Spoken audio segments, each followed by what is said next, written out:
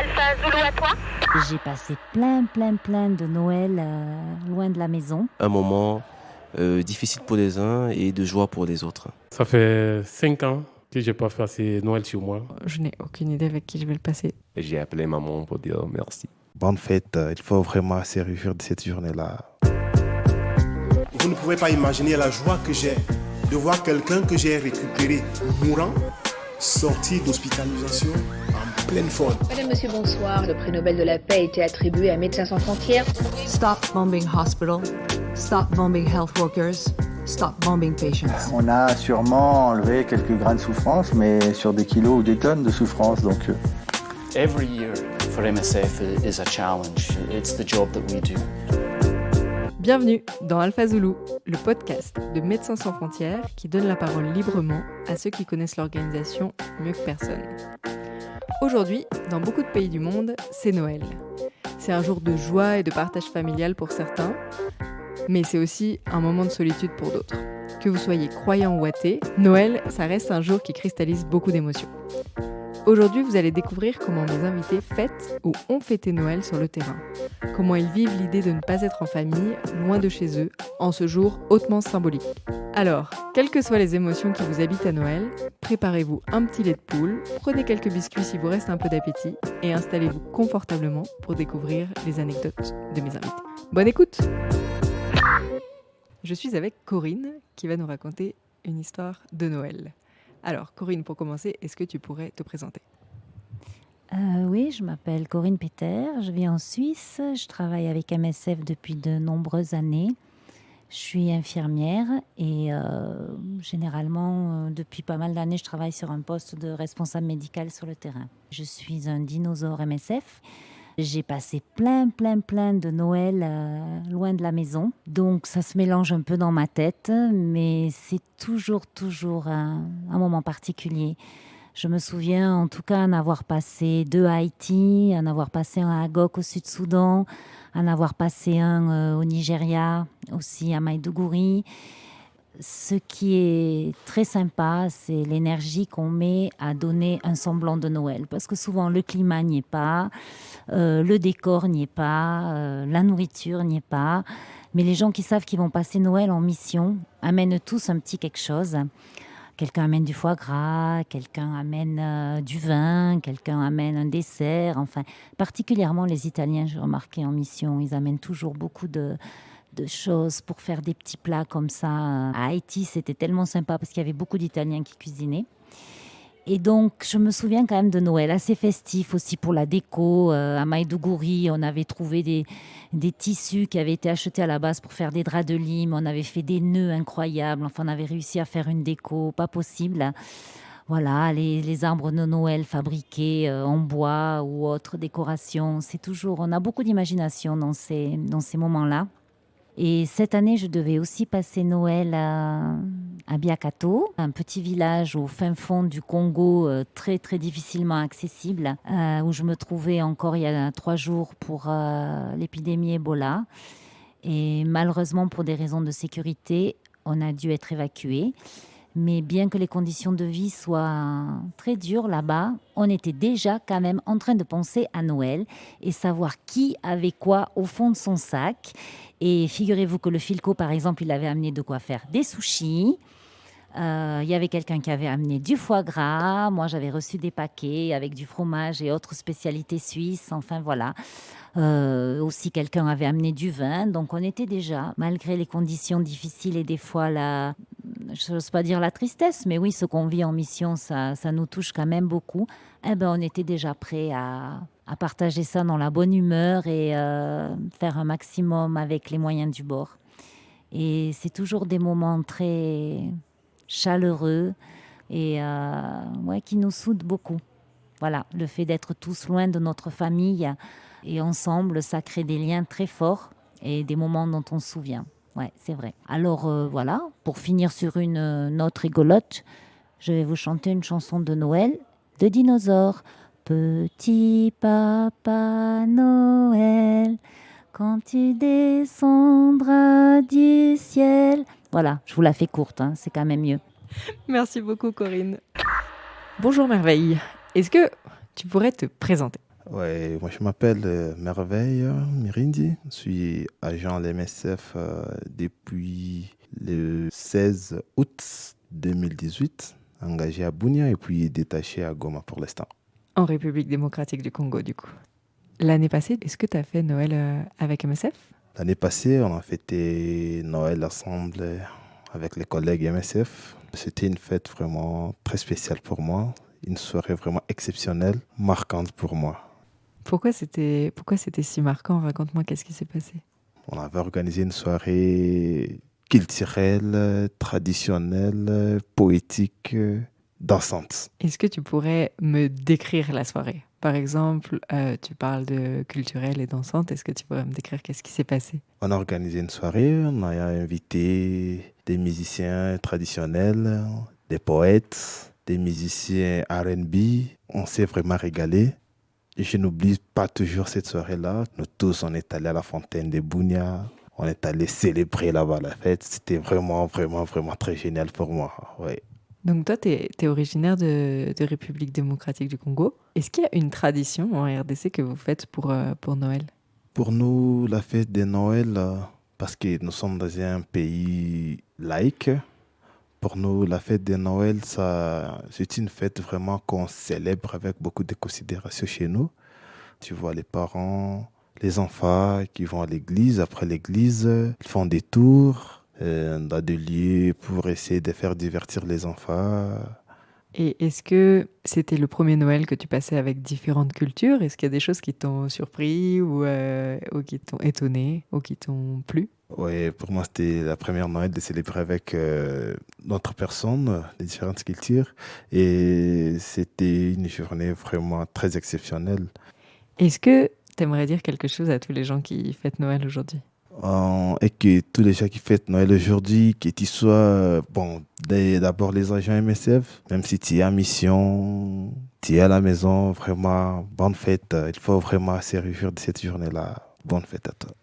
Merci beaucoup, Merveille. Bonjour Jean-Patrick. Aujourd'hui, j'aimerais que tu me racontes une histoire de Noël. Mais avant ça, j'aimerais surtout que tu te présentes. Bonjour Solène, je suis Jean-Patrick comme tu as dit tantôt, je suis médecin, je travaille avec Médecins sans frontières depuis 2014 et voilà, actuellement je fais Medical Activity Manager comme on dit à Médecins sans frontières, mais j'ai commencé en tant que staff national au Cameroun à consulter des patients dans un hôpital à Batory. Est-ce que tu pourrais juste expliquer avant de commencer qu'est-ce que c'est staff national pour les gens qui ne connaissent pas forcément MSF? Alors à MSF, vous avez deux qualités de staff, on va dire, en termes de nationalité. Il y a ceux qui sont recrutés localement pour travailler avec Médecins sans frontières, qu'on va appeler le plus souvent du staff national. Et il y a ces ressources humaines qu'on fera venir d'autres pays en raison de compétences qu'on estime qui peuvent être utiles à la mission ou au projet en tout cas, au moment où on est en train de l'ouvrir. Et ces personnes-là, d'autres nationalités, on va les appeler des expatriés. Ok, merci beaucoup pour la précision. Et donc, aujourd'hui, tu as décidé de me raconter une histoire de Noël, parce que comme je t'ai expliqué, le podcast va être diffusé le jour de Noël. Alors, je te laisse la parole. Merci Solène. Alors, je vais te raconter une histoire de Noël qui s'est déroulée en 2015, précisément à Batory, qui était une de mes grandes expériences, en tout cas avec Médecins sans frontières, pendant des périodes de festivités. Tu le sais, je t'apprends rien, les périodes de Noël, c'est une période vraiment reconnue pour être une période de joie, de fête, de partage. Et donc, pendant cette période-là, du côté de Batory, je me suis rendu compte que ça reste un moment difficile pour les uns et de joie pour les autres. Parce que pour la plupart, nationaux comme expatriés, nous étions un peu loin de nos familles. Et donc on avait eu à se déplacer, certains de la capitale ou d'autres régions du Cameroun, d'autres pays. Toi, tu es originaire d'où, Jean-Patrick? Du Cameroun. D'où exactement? Parce que tu dis justement que vous deviez vous déplacer. Donc tu étais originaire d'où? Alors, résident au Cameroun, mais à Douala, à ce moment-là, qui est la capitale économique du Cameroun. Et donc l'urgence se trouvait au niveau de Batory, qui se trouve à l'est du Cameroun, du côté de la frontière avec la République centrafricaine. Donc le projet de Batory consistait en fait à s'occuper des enfants de moins de 5 ans, centrafricains ou camerounais, qui souffraient de malnutrition. Et donc, dans ce cadre-là, il y avait une équipe médicale qui était logistique et admin qui s'est déplacée pour aller vers Batouri pour pouvoir mettre en place ce projet et veiller au bon fonctionnement du projet en question. Et donc, l'histoire que je te raconte se déroule à Batouri, dans ce projet-là, en 2015. Pour ce projet, j'ai réalisé que c'était une période de joie, mais une période un peu moins joyeuse pour une bonne partie du staff qui se trouve un peu loin de la famille, puisque d'autres personnes viendront de l'Europe, d'autres pays d'Afrique, mais aussi toujours du Cameroun, de Douala, comme c'est le cas pour moi, ou de Yaoundé, qui est la capitale, ou même de l'extrême nord, qui est un peu plus loin, à 7-8 heures encore de Batouri. Et donc, ce sont des personnes qui ne pouvaient pas se permettre de garder les mêmes habitudes festives. L'autre réalité que l'on rencontre à ce moment-là, c'est qu'il y a pas mal de personnes qui vont en congé pendant le mois de décembre. Et donc, on se retrouve parfois en sous-effectif, ou parfois il y a des postes clés qui sont vides parce que les propriétaires sont allés en congé et il y a des gap filling, comme on dit à Médecins Sans Frontières, c'est-à-dire on va essayer de couvrir et ce sera soit vous qui êtes resté qui allez couvrir ces gaps, soit vous allez devoir collaborer avec des personnes qui vont couvrir ce gap, mais peut-être pour la première fois et qui n'ont peut-être pas l'habitude de pouvoir assurer cette responsabilité. Ce qui rend le challenge médical un peu plus difficile. Il faut donc trouver les bonnes ressources pour travailler avec elles. Il faut en même temps penser à galvaniser ces ressources-là, surtout lorsqu'on occupe un rôle de supervision, ce qui était le cas pour moi en tant que superviseur des médecins et de l'équipe médicale de façon générale. Donc il faut galvaniser les troupes, comme on dit, mettre la bonne humeur dans le cœur de tout le monde, sachant quand même qu'on est un peu loin de la famille, un peu loin des festivités. Mais l'autre aspect qui est très important à prendre en compte, c'est que on est là pour les patients, on est là pour les bénéficiaires. Donc il faut continuer avec les soins, il faut maintenir une bonne qualité des soins. Et parmi les patients, parmi les accompagnants des patients, il y a de ces personnes qui aimeraient bien aussi être en famille pour cette période-là et qui se retrouvent en milieu hospitalier pendant le jour de Noël. Et donc, il faut penser également à ces personnes-là et à leur donner un peu de joie. Et toi, en tant que superviseur, comment tu fais justement pour donner de la joie à ton équipe le jour de Noël? Est-ce que tu te rappelles qu'est-ce que tu as fait pour justement que vous gardiez tous le sourire? Alors, on a une petite astuce, nous, de notre côté, c'est qu'on essaie d'avoir une sorte de jeu qui va consister à se faire des cadeaux, mais de façon anonyme. Donc, quelques jours avant Noël, on va tirer au sort des numéros. Et donc, chaque personne d'entre nous a un numéro et il sait que pendant le jour de Noël, il va devoir offrir un cadeau à une personne qui lui sera dévoilée ce jour-là. Ce qui fait que côté équipe soignante, en tout cas, on a un peu cet aspect-là qui nous permet quand même de nous dire, on va quand même recevoir un cadeau et on va devoir offrir un cadeau et on espère que ce cadeau-là va faire plaisir à la personne malgré tout. Donc voilà, côté médical, c'est un peu comme ça qu'on gère. Est-ce que tu te rappelles du cadeau que tu as offert et du cadeau que tu as reçu? Moi, j'avais offert un tissu africain qu'on appelle du bazin, qui est un très beau tissu et qui permet de coudre de très beaux vêtements. J'imagine que quand tu passes Noël avec tout le monde, enfin, je veux dire, dans le milieu hospitalier, tu es obligé de rester avec tes collègues super soudés, garder la bonne humeur. Enfin, tu sais mieux que moi, raconte-moi comment ça se passe. Alors ça, c'est un peu la première activité qu'on fait, on va dire, entre nous. Mais il y a une deuxième activité qu'on organise le plus souvent pendant la période des fêtes. Et on l'a fait pour ce jour de Noël, qui va permettre en fait à toute l'équipe médicale de participer, mais aussi aux bénéficiaires. C'est-à-dire avec l'équipe Health Promotion, qu'on appelle HP. On organise parfois des représentations théâtrales, ou alors on fait un peu de musique. Et pour l'occasion, on invite autant les HP, autant les médicaux, autant les admins, les OP, en tout cas tous ceux qui sont volontaires et qui se trouvent sur place, à venir jouer un rôle peut-être pour le théâtre en question. Ou alors s'il y a un d'entre nous qui a un talent particulier, je me souviens d'un de nos promoteurs de la santé qui s'appelle Gaston Yaki, qui est un très bon musicien, qui s'amenait avec sa guitare et qui faisait un peu de musique en permettant aux mamans de pouvoir participer à ces musiques-là. Et donc c'était des moments vraiment très agréables. Ça fait un très bon moment de partage. Il y a des mamans qui sont là et qui ont le sourire aux lèvres malgré qu'il y a un enfant qui est couché et qui n'est peut-être pas dans son meilleur état de santé. Elles se retrouvent en train de chanter avec nous, en train de danser avec nous. Et je me souviens une fois, après avoir fait ça, on a mis de la musique. Et c'était très très beau de voir des mamans et parfois des papas en train de danser. Et là, je vous promets qu'en fin de journée, vous êtes sûr que vous avez fait les choses correctement parce que le staff médical, il est content, les mamans sont contentes, les patients eux-mêmes sont sortis de leur chambre, ils sont sortis de leur lit, ils ont voulu être à l'extérieur et ils avaient le sourire aux lèvres. Et là, vous êtes vraiment convaincus que vous avez passé un bon Noël. Ah, c'est magnifique comme mot de la fin, ça.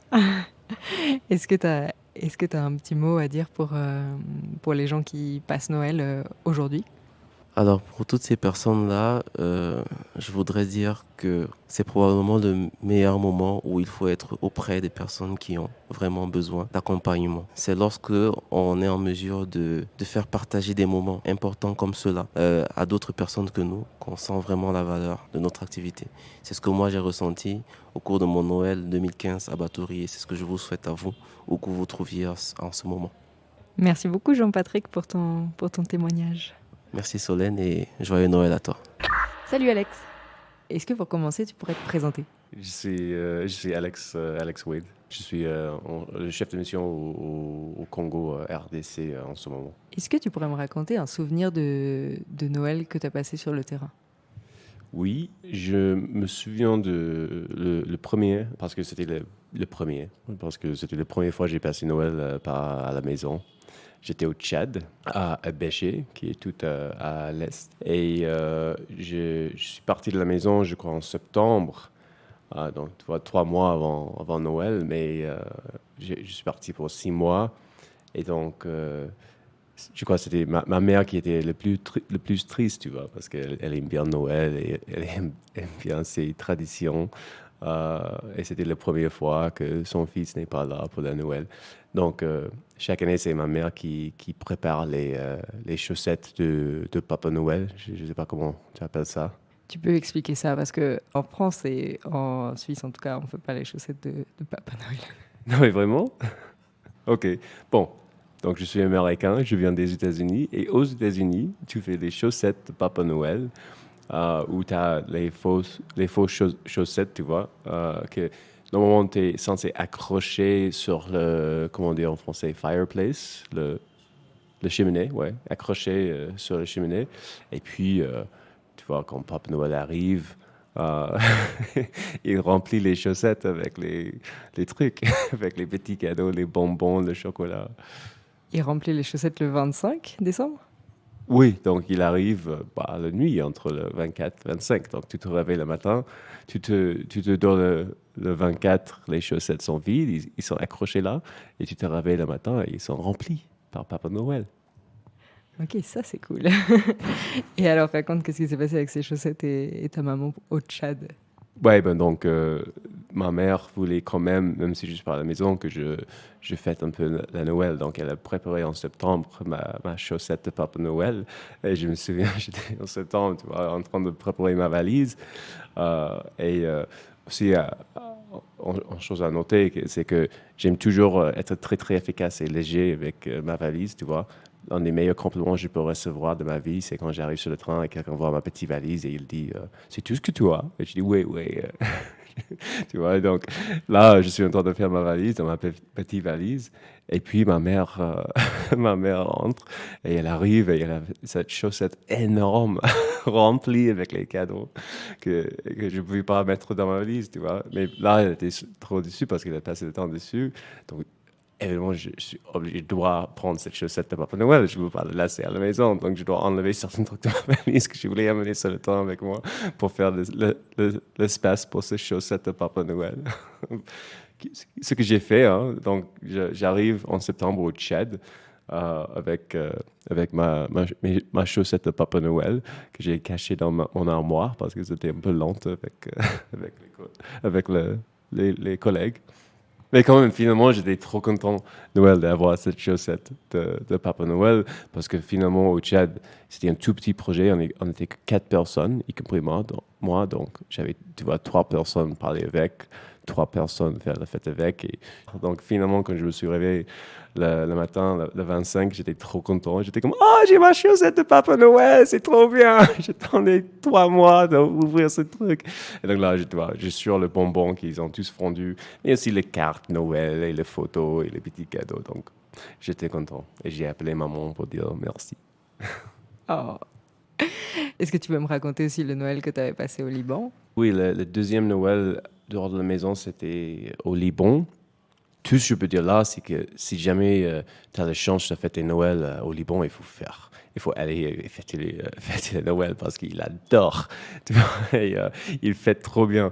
On est sorti, c'était totalement le contraire du Tchad, tu vois, où j'étais un peu isolé sans beaucoup de gens. Aussi au Tchad, où j'étais au Tchad, une grosse partie de la population était musulmane. Là, au Liban, tu as beaucoup de chrétiennes. Donc, avec le staff, on est sortis ensemble. Je crois que c'était le 24 ou peut-être le 23, mais on est sortis ensemble pour une fête Noël. C'était tout le staff. Tout le monde commence à chanter, danser. C'était trop rigolo. Je recommande fortement de fêter le Noël au Liban. Tu as passé quand même 2 Noëls extrêmement différents sur le terrain, mais tu gardes des bons souvenirs. Ouais, effectivement, un peu triste de être à la maison avec la famille, mais tu es là ensemble. Donc, tu fais ce que tu peux ensemble et ça crée une très bonne dynamique, tu vois. Tu trouves toujours une manière de fêter ensemble, de faire les trucs ensemble avec l'équipe. Donc, c'est sympa quand même. Merci Alex. Merci. Salut Bis. Est-ce que pour commencer, tu pourrais te présenter? Moi, c'est Bis. Mon nom propre, c'est Bangoura Lansana, mais tout le monde me connaît au nom de Bis. Ouais. Et qu'est-ce que tu fais à MSF? Je suis logisticien chez MSF, ça fait presque 19 ans. Tu as commencé où comme première mission? J'ai commencé ma première mission au Niger, à Magaria. J'avais été pour 3 mois et je suis resté 15 mois. Ok. Et alors, en 19 ans de parcours MSF sur le terrain, j'imagine que tu as dû passer quelques Noëls. Est-ce qu'il y a un Noël que tu aimerais me raconter aujourd'hui? En tout cas, ça fait 5 ans que je n'ai pas passé Noël chez moi. Je suis toujours sur le terrain. Et je me rappelle juste que en 2018, Noël passé, j'étais au Congo. Et qu'il y a eu des incidents au Congo. Mais il y a eu des réductions des staffs. Moi, je faisais partie du staff. On est resté à 3. Raconte-moi, c'était où exactement et qu'est-ce qui s'était passé pour les incidents? Comment ça se fait que vous étiez plus que 3 sur le projet? Raconte-moi, qu'est-ce qui s'était passé? C'était à Butembo. C'était à l'approche des élections et sur un projet à Ebola. Et nous, on a ouvert un CTE de 96 lits. Un CTE, est-ce que tu peux expliquer qu'est-ce que c'est pour les gens qui connaissent pas? Le CTE, c'est le centre de traitement Ebola. Et qu'est-ce qui s'est passé pour que vous réduisiez l'équipe? À l'approche des élections, parce que la ville de Butembo était écartée par le gouvernement. Donc la communauté était révoltée. Pourquoi ils ne sont pas inclus dans les élections? Donc c'est pourquoi, avec la tension, on a réduit le nombre de staff sur le projet. Et donc, au final, le jour de Noël, combien vous étiez? Et qu'est-ce que vous avez fait? Le jour de Noël, on était au nombre de 3. Et du coup, le Filco a organisé une fête pour l'équipe. Et la maison où on était, il y avait une petite boîte de nuit. C'est là où on a organisé la fête. On est resté ensemble jusqu'à 2h du matin. Et à 2h du matin, tout le monde était fatigué. On est rentré au lit. Le lendemain, tout le monde s'est réveillé à 6h du matin pour se diriger vers le centre de traitement Ebola. Ok. Et comment toi, tu as vécu cette expérience? C'est vrai que moi, j'étais déjà habitué parce que ça faisait 5 ans que je n'ai pas fait Noël chez moi. Mais c'est vrai qu'on était avec d'autres staffs qui n'étaient pas habitués à ça. Donc, il y en a qui étaient stressés en disant qu'il va y avoir des incidents. Mais c'est vrai qu'il n'y a pas eu des incidents en cette période. Mais par rapport à la sécurité, il faut respecter, quoi. Ok. Du coup, tu me dis que ça faisait 5 ans que tu n'avais pas fait Noël chez toi. Où est-ce que tu avais fait les Noëls précédents? Les Noëls précédents, j'avais fait un au Cameroun, un autre au Niger, un autre Noël aussi au Tchad, où je devais rentrer chez moi. Mais après, j'ai été bloqué parce que si je rentrais chez moi, il y avait Ebola là-bas. Donc, je ne pouvais pas revenir. Donc, MSF m'a proposé d'aller directement sur la mission. Et après 3 mois, je peux rentrer chez moi pour une semaine, en fait. Une semaine, 10 jours. Ok. Et donc, du coup, tu m'as dit que tu venais de Guinée. Est-ce qu'il y a une tradition de Noël en Guinée, quelque chose que tu essayes d'amener toujours avec toi quand tu passes pas Noël à la maison? En Guinée, normalement, entre les amis ou entre les familles, on prépare des cadeaux en fait. Chacun prépare des cadeaux, on envoie des cadeaux et des surprises. Quel que soit le cadeau, ça sera une surprise. La personne ne saura pas qu'est-ce qu'il y a dedans.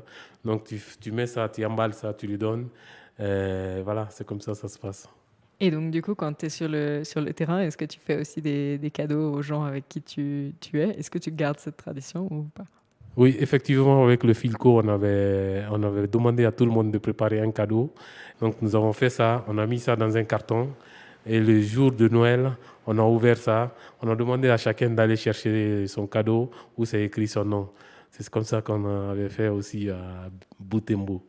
Merci pour ce partage. Et en dernière question, j'aimerais savoir si tu as quelque chose à dire aux gens qui fêtent Noël aujourd'hui. Mais moi, peut-être qu'est-ce que je peux conseiller à tout le monde, si on est en équipe, c'est d'organiser une petite fête. Et puis on demande à tout le monde d'offrir un petit cadeau à chaque staff en interne, quoi. Et aux gens qui nous écouteront partout en Europe, est-ce que tu as quelque chose à dire? Les gens qui nous écoutent en Europe, je les souhaite joyeux Noël. Merci beaucoup, Bis. Merci à toi aussi. Salut Solène, est-ce que tu pourrais commencer par te présenter? Je m'appelle Solène. En plus de présenter le podcast Alpha Zulu, je vais faire cet exercice hautement narcissique de m'auto-interviewer. Je travaille pour Médecins sans frontières au siège à Genève depuis maintenant 3 ans. Mais je suis actuellement sur le terrain pour la première fois à Kinshasa, République démocratique du Congo. Je suis chargée de communication, spécialement audiovisuelle et réseaux sociaux, amenée à voyager partout dans le pays. On est actuellement vendredi 20 décembre et puis je pars demain matin, donc le 21 décembre, dans une ville qui s'appelle Matadi, qui est à 8 heures de route de Kinshasa. C'est au sud-ouest, pour couvrir l'épidémie de rougeole qui est donc la plus grosse épidémie de rougeole en ce moment dans le monde et la plus grosse épidémie de rougeole depuis les 10 dernières années au Congo. Aujourd'hui, c'est un podcast de Noël et en fait, j'ai jamais fêté Noël toute seule. Ce sera mon premier Noël où pour l'instant, j'ai absolument aucune idée où je serai. J'ai des pistes, mais j'ai pas d'idée précise. Donc soit ce sera à la ville de Matadi, soit ce sera dans une ville qui s'appelle Mwanda, qui est sur la côte, ou soit ce sera vraiment dans la brousse. Donc c'est vraiment 3 Noëls complètement différents que je peux passer et j'en ai absolument aucune idée. Pour l'instant, j'ai juste mis dans mon sac des chocolats qui ont déjà pas mal fondu. En fait, je suis pas une hyper fan de Noël. J'avoue que ça me fait un petit quelque chose. Bon, déjà, je suis complètement athée, donc c'est sûr que c'est pas... Pour moi, il n'y a aucune symbolique religieuse derrière Noël. Pour moi, c'est juste un moment de partage avec la famille, etc. Mais il n'empêche que, quand j'ai réfléchi, c'est quand même bizarre de pas être avec ma famille ou de pas juste très bien manger. Enfin bref. Je serai sûrement, du coup, en train de travailler, en train de faire un reportage sur cette épidémie de rougeole. Mais je sais que... je sais absolument pas comment je vais passer Noël. Donc j'espère que les gens seront gentils. Et j'espère surtout qu'ils auront mis du foie gras dans leur valise. Parce que moi, j'en ai plus, parce que je l'ai déjà bouffé. Oups! Et pour résumer, ça va juste être mon premier Noël toute seule. Et même si je sais que je serai pas vraiment seule, pour l'instant, je n'ai aucune idée avec qui je vais le passer. Donc j'avais quand même un petit peu préparé. Et en préparant, en fait, la semaine dernière, j'étais à Goma. Donc c'est une ville tout à l'est de la RDC. Et en fait, j'ai eu la chance que à MSF, on a le meilleur service de poste du monde. Si seulement on veut faire partir un colis d'un endroit, d'un siège ou d'un endroit MSF à un autre endroit MSF, c'est vraiment le service le plus rapide et le plus fiable. Ce qu'on a fait pour moi et qui est beaucoup trop apprécié, c'est ma maman et un super ami de Genève qui m'ont fait un colis et qui l'ont mis dans ce qu'on appelle le casier départ. C'est un endroit au siège où on peut mettre les colis qu'on a pour les gens qui sont sur le terrain. En fait, c'est une petite salle qui se situe au rez-de-chaussée d'MSF. On demande la clé, ensuite on ouvre la petite porte, et quand on ouvre la porte, c'est une salle avec seulement des casiers, et tous les casiers ont le nom d'un projet ou d'un pays. Et donc, on dépose notre petit colis dans cette case, avec du coup dans la case du pays, et puis dessus, on écrit pour qui c'est et le projet dans lequel il est. Donc, j'ai eu énormément de chance parce que du coup, c'est ce que ma mère et mon pote ont fait. Et alors que j'étais encore à Goma, j'ai pu recevoir ce colis avec beaucoup de nourriture. Et c'était vraiment incroyable. On a fêté Noël beaucoup en avance, le 15 décembre. Donc quand même 10 jours avant Noël, on était un peu large. Mais c'était vraiment génial parce que j'ai vraiment l'impression qu'on n'est pas du tout en décembre. Je transpire toute la journée. Et du coup, il y a absolument aucun signal pour me montrer que c'est Noël. Moi, je viens de la montagne, donc s'il n'y a pas de neige, je comprends pas que c'est Noël. On a mangé du foie gras, et puis on a mangé du reblochon qui était absolument devenu liquide. C'était une soupe de reblochon qu'on a mangé à la cuillère. Mais c'était très très bon. En tout cas, je vous souhaite à tous un vraiment joyeux Noël. Je vais vous faire un petit vive le vent de sifflotis, juste histoire de rappeler que c'est Noël. Jérém, tu vas me tuer. Jérém, c'est notre monteur, c'est pour ça que je lui parle. Mais 1, 2, 3.